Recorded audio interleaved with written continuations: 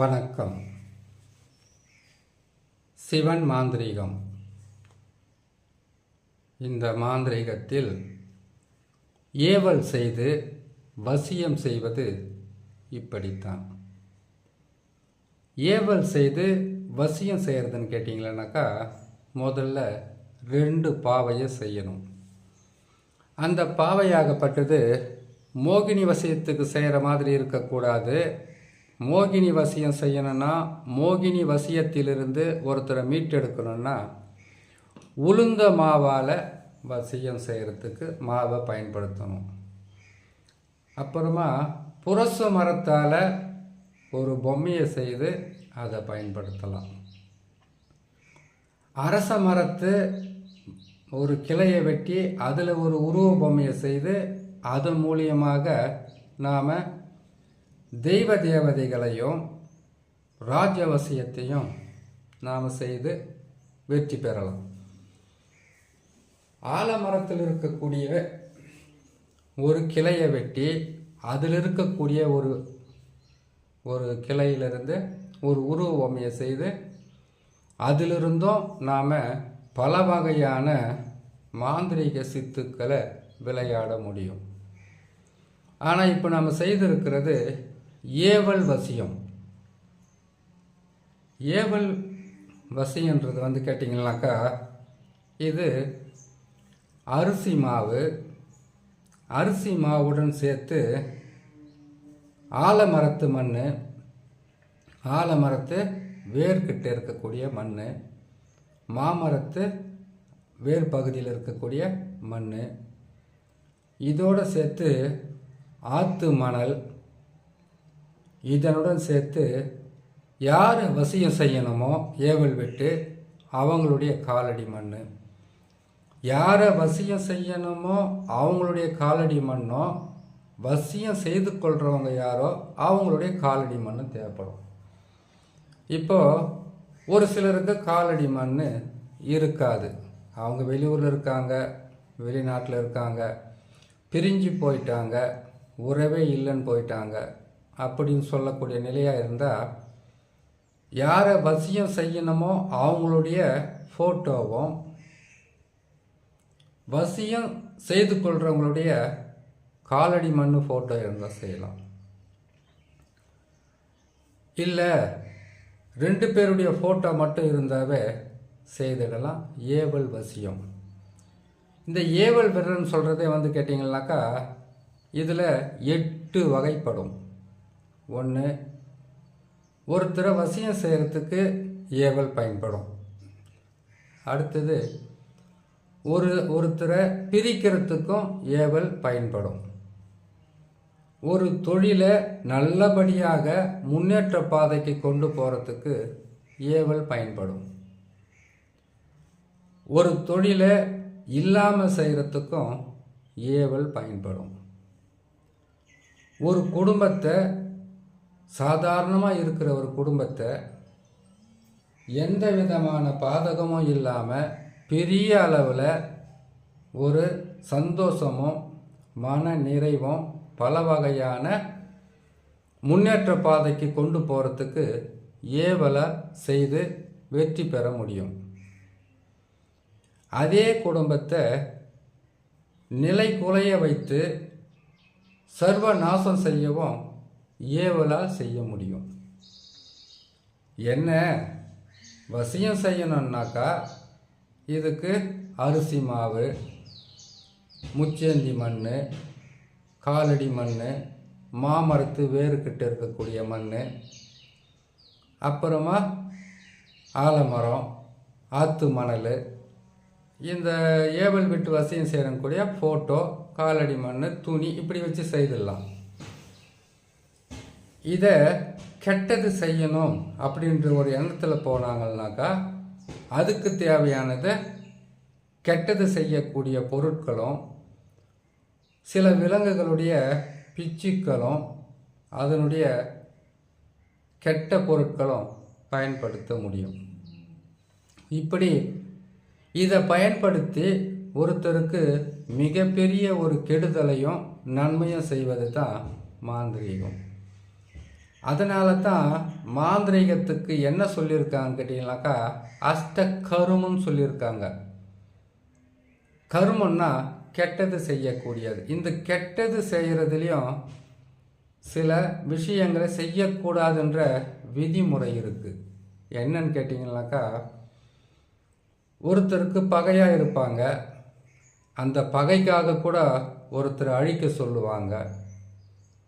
அப்படி அழிக்க சொல்லும்போது, ஏவல் விட்டு அழிக்க சொல்லும்போது அதுக்கு சரியான காரணம் இருக்கணும். இப்போது கொடிய பாதகங்களும் பஞ்சமகா பாதகங்களும் செய்தவங்களுக்கு அந்த காலத்தில் அரசர்கள் பல வகையான கடுமையான கொடிய தண்டனைகளை கொடுத்து அழிச்சிருப்பாங்க. அதனால் பஞ்சமகா பாதகன்றது அழிக்கக்கூடியது, ஒரு ஆளை உயிரையே எடுக்கக்கூடியது தான் பாதகம்.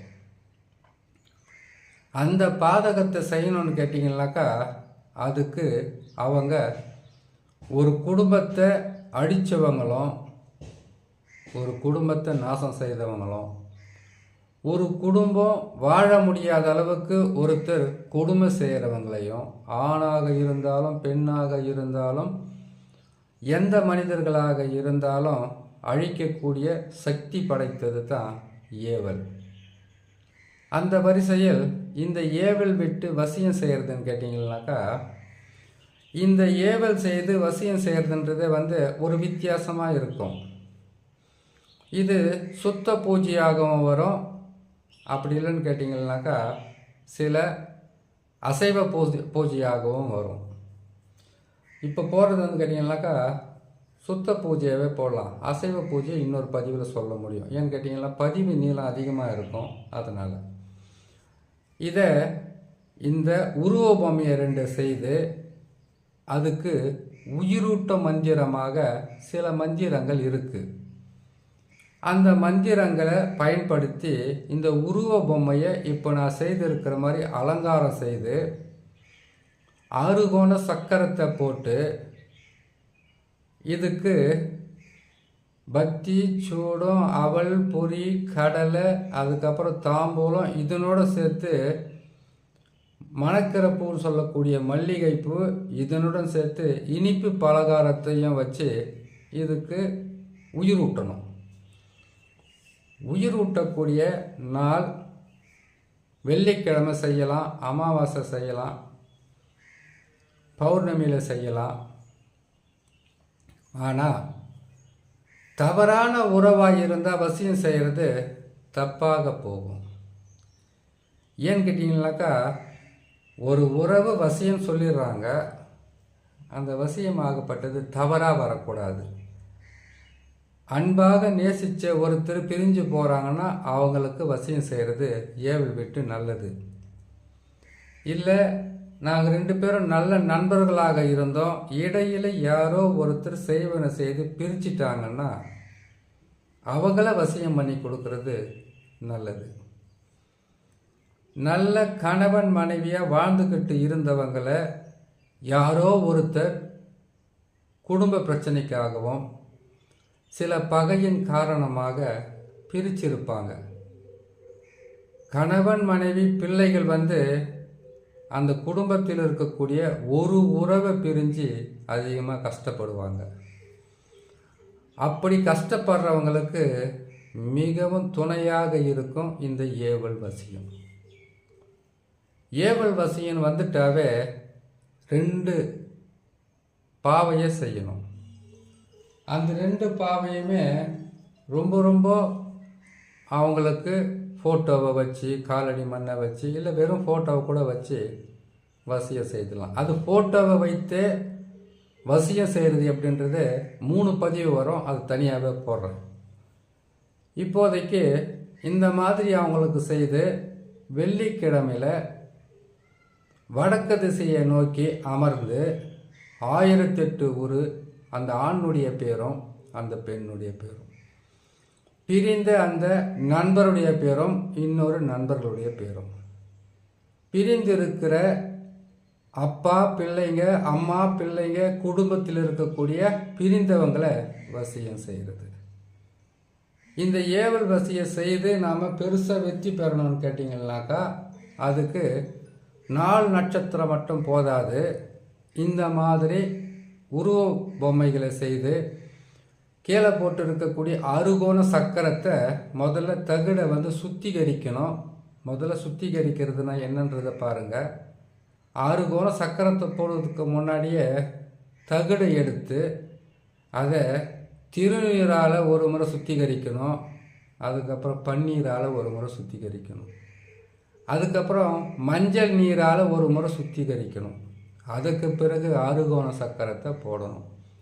ஆறுகோண சக்கரத்தை போட்டு 6 கோணத்திலையும் சூலங்களை தரித்து நடுவில் கேட்டிங்களானாக்கா பீஜ எழுத்துக்களை போடணும். வசி வசி மசி மசி என்ற எழுத்தை போட்டு அந்த 6 வீடுகளிலும் ஒன்றாக ஒன்று மாறி மாறி போடணும். ஒன்றில் வசி வசி போட்டிங்களா இன்னொன்றில் மசி மசி போடணும். இன்னொன்றில் மசி மசி போட்டால் இன்னொன்றில் வசி வசி போடணும். இப்படி போட்டு இதுக்கு உண்டான வசிய மைகளை அதில் பயன்படுத்தி அதுக்கப்புறம் மந்திரங்களை உரு போட்டு அதுக்கு பிறகு இந்த 2 உருவ பொம்மையும் ஒன்றா சேர்க்கணும். ஒன்றா சேர்க்கணும்னா இந்த பாவையும் இருக்கட்டும், இந்த பாவையாவது இருக்கட்டும், ரெண்டுத்தையும் இப்படி ஒன்றா சேர்த்துமானா சேர்ந்துடும். சரிங்களா? இந்த தகுடு, இந்த ஃபோட்டோ, இது எல்லாமே அதில் ஒன்றா வச்சு அதுக்கு நாம் செய்ய வேண்டிய பூஜை புனஸ்காரமெல்லாம் கரெக்டாக செய்து அதுக்கப்புறமா வசியம் செய்தால் எந்த விதமான பாதகமும் இல்லாமல் இதை இந்த உருவ பொம்மைக்குள்ளே கேட்டிங்களேனாக்கா தகுடு எழுதி வைக்கிறோம், ஃபோட்டோ எழுதி வைக்கிறோம். இது இரண்டையும் சேர்த்து ஒரே ஒரு மண்கலசமாக கட்டி இதை கொண்டு போயிட்டு வாழை மரத்து அடியில், மாமரத்து வேறு பக்கத்தில் வடக்கு திசையில், அரச மரம் ஆலமரத்துக்கு கீழே புதைச்சி வைக்கிறது. அப்படி இல்லைன்னு கேட்டிங்கன்னாக்கா ஆற்றுல சிற்றார்த்துங்களில் கொண்டு போய் புதைச்சி வச்சாக்கா பிரிஞ்ச யாராக இருந்தாலும் எந்த உறவாக இருந்தாலும் ஏவல் வசியத்தால் எந்த விதமான மனக்கசப்பாக இருந்தாலும் அந்த மனக்கசப்பையும் மறந்து எல்லா உறவுகளும் ஒற்றுமையாகவும் சந்தோஷமாக வாழ்வதற்காக வழியாக இருக்கும் இந்த ஏவல் வசியம் சொல்லி இன்னொரு நல்ல பதிவில் உங்களை நான் சந்திக்கிறேன். நன்றி, வணக்கம்.